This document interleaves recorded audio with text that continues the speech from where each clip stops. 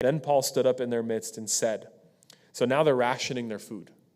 Okay, so they probably have a little bit of that still on board. We'll find that out in a little bit later.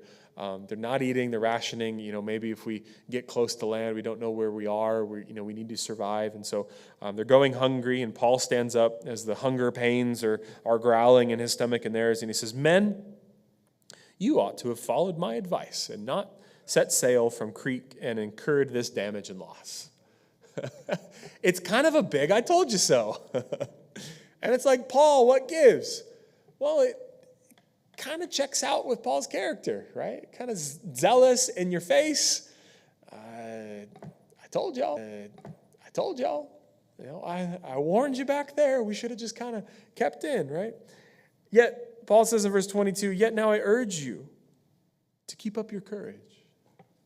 Yeah, we probably could have avoided this, but since we're here, keep the faith. Keep up your courage. For there will be no loss of life among you, but only of the ship. For this very night an angel of God, to whom I belong and whom I serve, stood before me, saying, do not be afraid, Paul. You must stand before Caesar, and behold, God has granted you all those who are sailing with you. Therefore, keep up your courage, men, for I believe God, that it will turn out exactly as I've been told, but we must run aground on a certain island.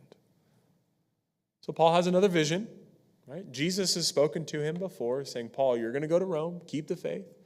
An angel hops on board and kind of says, Paul, you're in a kind of an interesting situation, aren't you? And Paul says, yeah, I am. Angel says, don't worry.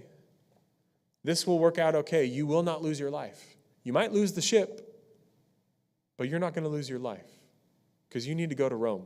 You need to stand before Caesar. And by the way, everybody else on the ship will be preserved as well. I think we have to think about that for a moment, of what Paul is saying here, right? Stay faithful. Be of good courage. You will not lose your life. Stay faithful. Yeah, you're going to run aground on an island, and we'll figure that out when we get there. That's in chapter 28. You're going to run aground on an island, but no life will be lost. So think about this for a moment. Kind of some homiletical allegory, right, as we look at Paul's life and look at the world that we're living in.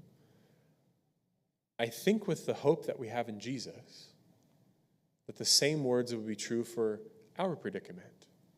Hold on. You're not going to lose your life. Now, is that a specific you will not die a physical death? I don't know.